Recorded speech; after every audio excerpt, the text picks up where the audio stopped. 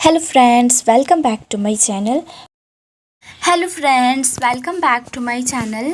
Friends, आज के इस वीडियो में हम लोग बीएससी सेकेंड ईयर के मेडिकल सर्जिकल नर्सिंग फर्स्ट के इम्पोर्टेंट क्वेश्चंस की बात करेंगे, जो कि आप लोग के 2021 के एग्ज़ाम के लिए बहुत इंपॉर्टेंट होने वाला है। फ्रेंड्स, बीएससी नर्सिंग और जीएनएम जो कि सेकेंड ईयर का एग्ज़ाम नहीं हुआ है, तो उनका एग्ज़ाम होगा, सभी का कोविड की वजह से लेट एग्ज़ाम होगा, लेकिन आपका एग्ज़ाम होगा। सो आप लोग के लिए इम्पॉर्टेंट क्वेश्चंस है जो कि आप लोग के लिए बहुत ही ज़्यादा हेल्पफुल होगा। ये जीएनएम वालों के लिए भी बहुत ही ज़्यादा इम्पॉर्टेंट होगा। तो फ्रेंड्स, ये जो सारे जो क्वेश्चंस लिए गए हैं, ये सारे क्वेश्चंस आपको बीएससी नर्सिंग सेकेंड ईयर की बुक से लिए गए हैं, जिसमें रिपीटेड क्वेश्चंस की हम लोग बात करेंगे। तो आप लोग कोशिश करें कि इसमें जितने भी क्वेश्चंस हैं सारे क्वेश्चंस को अटेम्प्ट करें। आपको सेक्शन ए में जो क्वेश्चंस पूछे जाते हैं वो आपको 2 मार्क्स 5 मार्क्स इस टाइप से क्वेश्चंस आपको पूछे जाते हैं। तो यहाँ पे आपको 2 मार्क्स और 5 मार्क्स जो कि शॉर्ट आंसर्स में क्वेश्चंस होते हैं, जिसमें आपको डिफिनीसन टाइप यही सब लिखने होते हैं, तो ये पूछे जाते हैं। तो आपका फर्स्ट है, जैसे आपको एंटीसेप्टिक को डिफ़ाइन करना है, एंटीबायोटिक्स को डिफ़ाइन करना है। उसके बाद शॉर्ट के बाद आपको यहाँ पे प्रोसेस ऑफ इन्फेक्शन कंट्रोल को ब्रीफ में डिस्क्राइब करना है, तो इसके लिए आपको 5 मार्क्स भी हो सकते हैं। यहाँ पे ये फ्रेंड्स आपको पूछे गए क्वेश्चंस है, ये आपको प्रोसेस ऑफ इन्फेक्शन कंट्रोल पूछे गए हैं, इसलिए आपको ये क्वेश्चंस दिए हैं। नेक्स्ट आपका है डिफाइन एनेस्थीसिया, ये बहुत इंपॉर्टेंट होते हैं। ये एनेस्थीसिया आपको लॉन्ग में भी पूछे जाते हैं और शॉर्ट में भी, तो ये बहुत इंपॉर्टेंट होते हैं। एनेस्थीसिया, एक्यूट रीनल फेलियर, ये सब बहुत इंपॉर्टेंट टॉपिक्स हैं। उसके बाद नेक्स्ट जो है वो आपका पूछ रहा है यहाँ पे टाइप, यहाँ पे जो आपका टाइप है एनेस्थीसिया के टाइप, उसको ब्रीफ में डिस्क्राइब करना है। उसके बाद नेक्स्ट है डिस्क्राइब पल्मोनरी फंक्शन टेस्ट, आपको पल्मोनरी फंक्शन टेस्ट को डिस्क्राइब करना है। तो ये तो आपका हो गया शॉर्ट में इस टाइप के क्वेश्चंस पूछे जाते हैं। तो आप तो समझ गए होंगे आप लॉन्ग में किस टाइप के क्वेश्चंस पूछे जाते हैं। तो लॉन्ग में क्वेश्चंस भी लॉन्ग होंगे ना, तो सबसे पहले तो लॉन्ग में आपको 8, 10 या 15 मार्क्स से क्वेश्चंस पूछे जाते हैं। उसके बाद बात कर लेते हैं कुछ क्वेश्चंस की। तो फर्स्ट में जो आपका क्वेश्चंस है, जिसमें आपको बोल रहा है कि एंटी ट्यूबरकुलर ड्रग्स को ब्रीफली डिस्क्राइब करना है, ब्रीफली इसके बारे में आपको लिखना है। तो ये ईजी है, इस टाइप से पूछे जाते हैं। आप एंटी ट्यूबरकुलर ड्रग्स के बारे में जानते हैं तो आप उसके बारे में डिस्क्राइब करें। ये पूछे गए सारे क्वेश्चंस हैं फ्रेंड्स, आप लोग इस क्वेश्चंस को अच्छे से ज़रूर प्रैक्टिस करें। फिर नेक्स्ट जो क्वेश्चंस की बात कर रहे हैं, नेक्स्ट में आपको बोल रहा है कि आप एक मीनू प्लान बनाएं, जिसमें एक पेशेंट है जो कि पेशेंट एंजीना पेक्टोरिस से सफ़र कर रहा हो। मीन्स कि यहाँ पे आपको एंजीना पेक्टोरिस के लिए एक मीनू प्लान को तैयार करना है।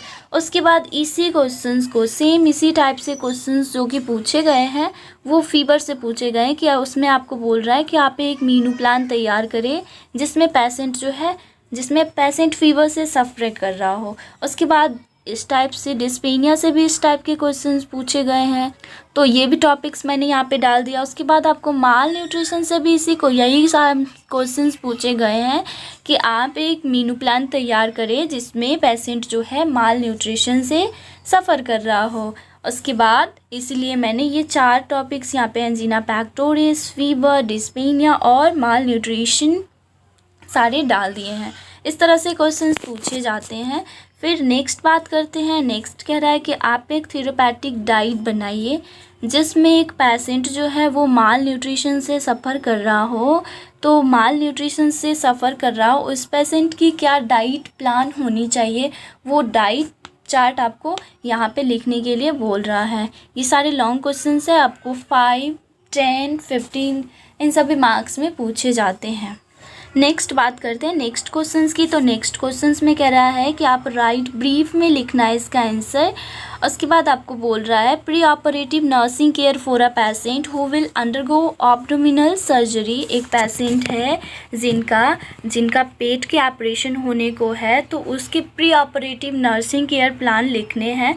मीन्स कि यहाँ पे प्री ऑपरेटिव नर्सिंग मीन्स कि सर्जरी से पहले जैसे कुछ सावधानी रखनी पड़ती है, जैसे कि सर्जरी से पहले जो टेस्ट है वो टेस्ट पेशेंट ने करवाया या फिर नहीं, सर्जरी से पहले जो दवाई दी गई थी वो दवाई फिनिश हुए या फिर नहीं, सर्जरी से पहले खाली पेट है या फिर खाना खा चुके हैं, तो वो उसके बारे में आप यहाँ पे लिखें प्री ऑपरेटिव। और इसी क्वेश्चंस में और करके पूछा जाता है पोस्ट ऑपरेटिव नर्सिंग केयर को लिखना है। मीन्स कि एक पेशेंट है जिनका पेट की सर्जरी होने को है तो उनके पोस्ट ऑपरेटिव नर्सिंग केयर लिखने हैं।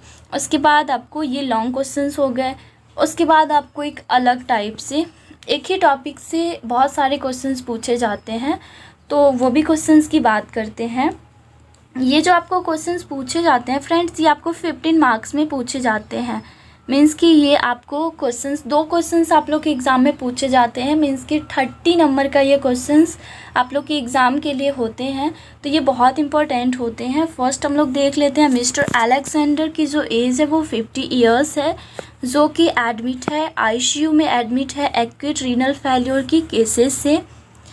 आईसीयू में एडमिट है एक्यूट रीनल फेल्योर की केसेस से। तो सबसे पहले यहाँ पे आपको एक्यूट रीनल फेल्योर क्या है उसे डिफ़ाइन करना है। उसके बाद इसके एथियोलॉजिकल फैक्टर्स, उसके बाद इसके रिस्क फैक्टर्स, उसके बाद इसकी क्लिनिकल मैग्निफिकेशन, उसके बाद इसकी डायग्नोस्टिक टेस्ट एंड इसके नॉर्मल वैल्यूज़।